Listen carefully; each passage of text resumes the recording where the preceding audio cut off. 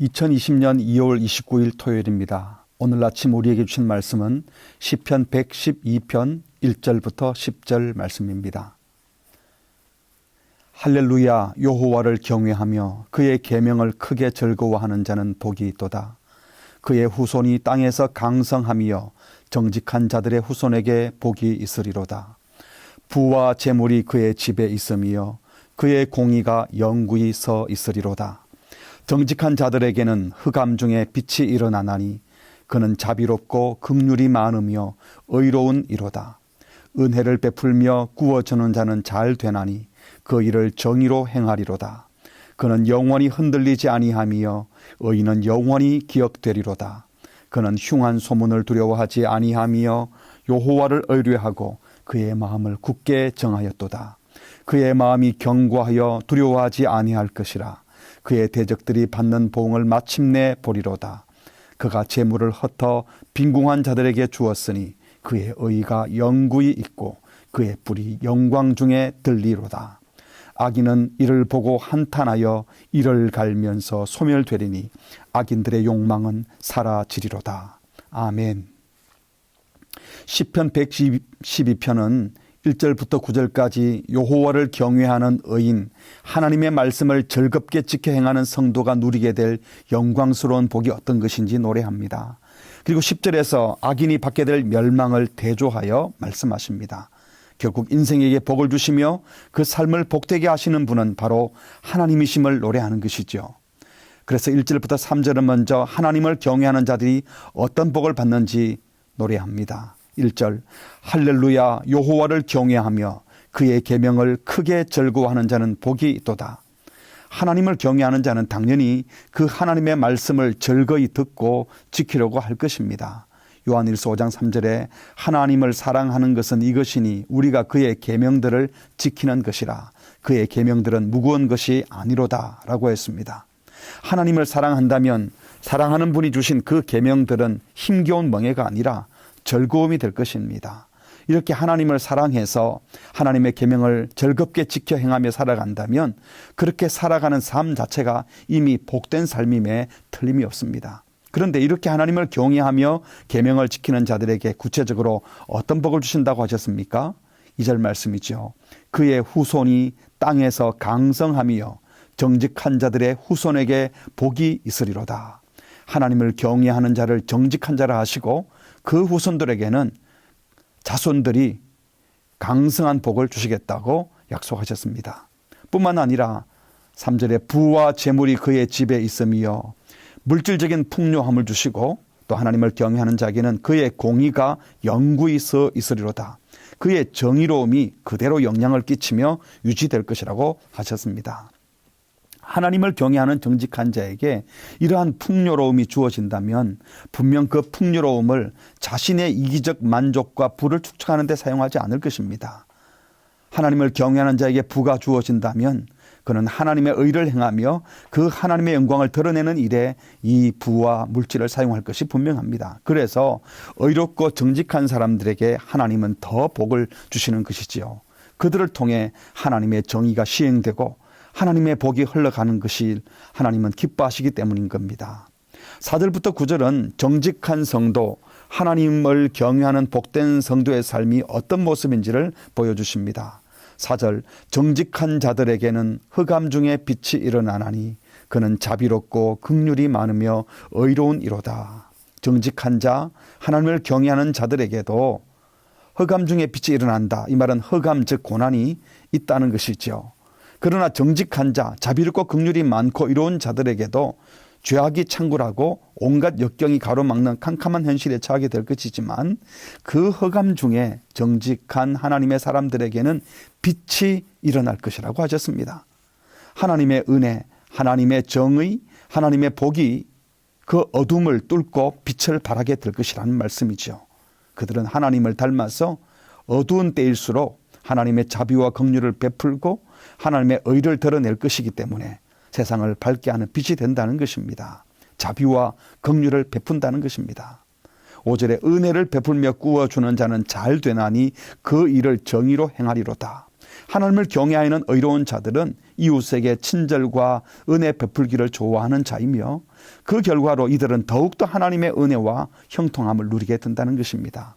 베풀면 베풀수록 더 풍성해지고 아끼면 아낄수록 더 빈곤해지는 것은 모든 복의 원천이 인간의 노력에 있지 않고 하나님께 있음을 보여주는 것입니다. 또한 6절에 그는 영원히 흔들리지 아니하며 의인은 영원히 기억되리로다. 의인이 영원히 기억된다는 것은 영생에 대한 암시입니다. 누가 기억해 주십니까? 하나님이 기억해 주시고 하나님이 함께 하신다는 말씀입니다. 하나님을 경외하는 의인, 정직한 자가 흔들림 없이 복된 삶을 살 수 있는 것은 바로 영생을 믿기 때문이요, 하나님이 영원히 기억해 주실 것을 믿기 때문입니다. 이 사실 하나만으로도 성도는 범사에 감사하고 기뻐하고 기도하는 삶을 살 수 있는 줄 믿습니다. 계속해서 하나님을 경외하는 자의 삶을 노래합니다. 7절입니다. 그는 흉한 소문을 두려워하지 아니하며. 하나님을 경외하는 자들은 아무리 흉흉한 소문이 들려와도 두려워하지 않고 담대할 수 있다는 겁니다. 그 이유가 무엇이죠? 이어지는 말씀에 여호와를 의뢰하고 그의 마음을 굳게 정하였도다. 그의 마음이 견고하여 두려워하지 아니할 것이라. 그의 마음이 견고하기 때문입니다. 우리 인생의 주권자, 역사의 주관자, 의로우시고 자비가 풍성하신 하나님께 마음의 뿌리를 견고히 내리고 있기에 그 마음이 온전히 하나님을 향하고 있기에 두려워하지 않는 것입니다. 그의 대적들이 받는 보응을 마침내 보리로다. 그래서 결국 그들이 승리하여 대적들이 심판받는 것을 목격하게 될 것이라고 노래합니다.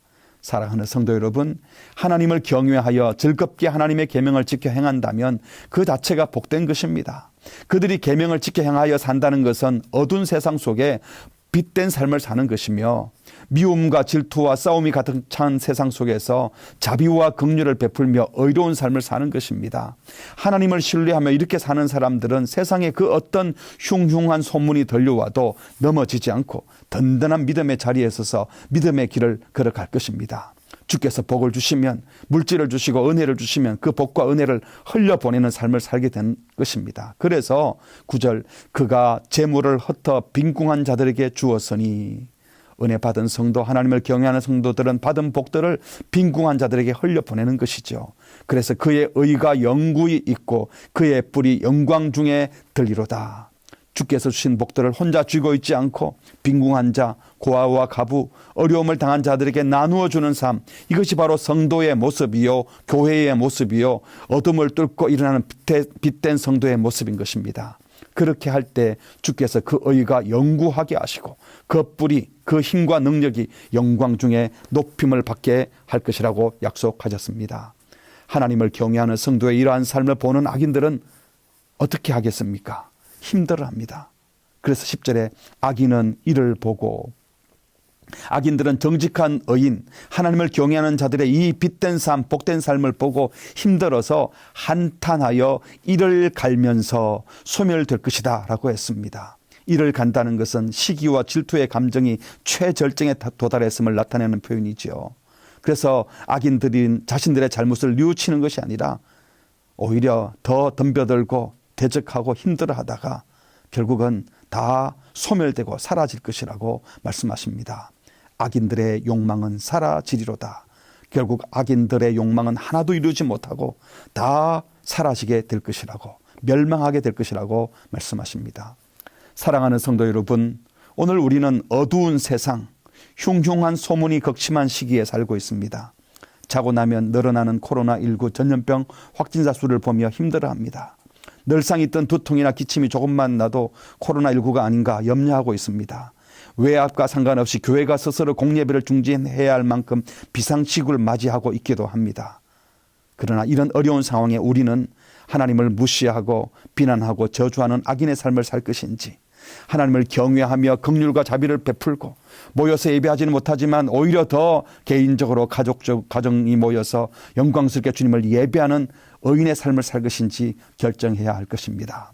어둠이 지칠 때 빛은 더 환하게 빛날 것이며 흉흉한 소문이 넘쳐나서 두려움과 염려에 빠져있는 시대에 믿음의 사람은 더 큰 버팀목이 되고 소망이 되고 힘이 될 것입니다. 즐겁게 주의 계명을 지켜 행하는 성도, 더 사랑하고 더 용서하고 더 희생하고 더 안아주고 어둠을 밝고 따뜻하게 하는 성도, 여호와 하나님을 믿고 경외하고 따르는, 주님을 신뢰하고 의뢰함으로 든든한 버팀목이 되는 성도가 되셔서 진정 이 어려운 시대에 복이 되고 소망이 되는 성도들 되시기를 주님의 이름으로 축복합니다. 아멘. 다 함께 기도하시겠습니다. 하나님 아버지, 어렵고 힘든 시기에 우리가 믿고 의지할 주님이 계심에 감사합니다. 그 어떤 상황에도 주님을 예배하며 주님의 말씀을 즐겁게 지켜 행하는 성도, 어둠의 빛을 발하는 성도가 되게 하여 주옵소서.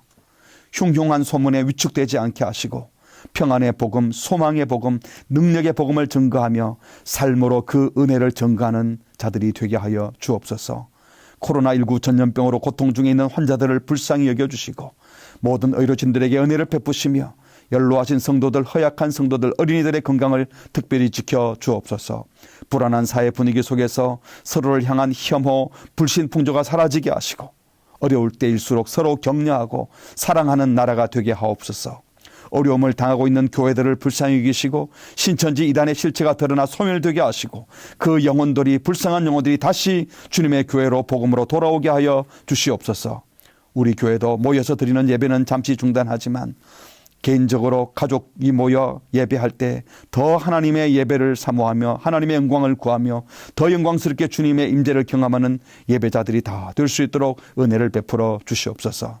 내일 주일 예배도 각 가정에서 영상으로 드리게 되지만 더 영광스럽게 최고의 예배를 드리게 하시고 하나님의 임재를 경험하게 하시고 언제 어디서나 성령의 강력한 임재를 경험하는 우리 모든 성도들 되게 하여 주시옵소서.